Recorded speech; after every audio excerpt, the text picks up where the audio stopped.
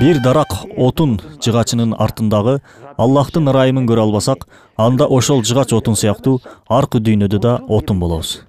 Алма жүзүм мөмөсү бизге айтат: карагылачы, жакшылап көңүл буруп карагылачы.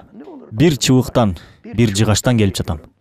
Бирок бутагымда да, тамырымда да, жалбырагымда да мөмөмдөгүдөй даам, жыт жок. Мөмөмдөгүдөй суу, шекер, составтар, элементтер жок. Бул айдан ачык көрүнүп турат.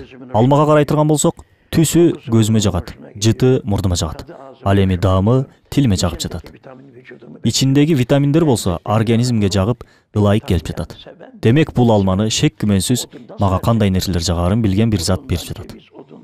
Бир отун муну кайдан бермегиле? Карасак баары отундан, жыгачтан чыгып жаткандай. Шабдалы, жүзүм, инжир, жаңгак баары жыгачтан, отундан чыгып жаткандай. Бул мөмөлөрдүн түзүлүшү да, дизайны да сонун жаратылган. Апельсинди бөлүк-бөлүк кылып, ажырай турган кылып жараткан. Эгер туюк бүтүн болгондо, биз тиштегенде суусу куюлуп жүдөмөкпүз. Атайын бизге ыңгайлуу болсун деп, бөлүнө турган кылып жаратылган. Канчалык даражада кылдат, кооз, акылмандуулук менен жаратылганын карагылачы. Биз ушул нерселерди түшүнүп билүү үчүн келдик бул дүйнөгө.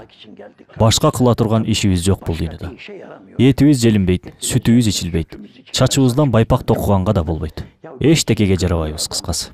Эчкинин жүнүн кырксак, кийим болот. Койду кырксак да кийим болот. А менин чачымды кырксак, таштанды кыргытабыз.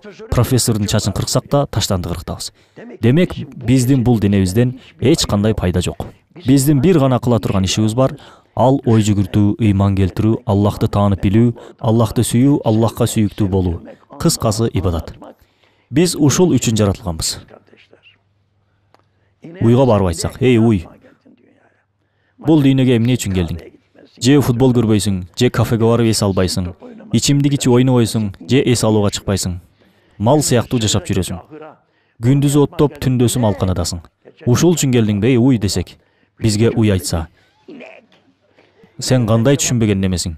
Барып муздаткычыңды бир ачып карачы. Ичиндеги сүт менден, айран менден, быштак менден, сарымай каймак менден, фарш менден, чучук менден, котлет менден, беш бармактагы эт менден. Алдагы бутуңдагы ботинка менден, белиңдеги кемер да менден. Мен болбосом шымыңды көтөрө албай калмаксың." Кечиресиң уй досум, сен бир турушуң менен эле супермаркет экенсиң. А эгерде уй бизге айтса: "Сен эмнеге келдиң? Же этиң желинбейт, же сүтүң ичилбейт, чачыңдан кийим чыкпайт. Мына, сен эмнеге келдиң бул дүйнөгө?" десе, эмне деп жооп беребиз? Демек, адам Аллахты таанып билип, ага ибадат кылуу үчүн келген.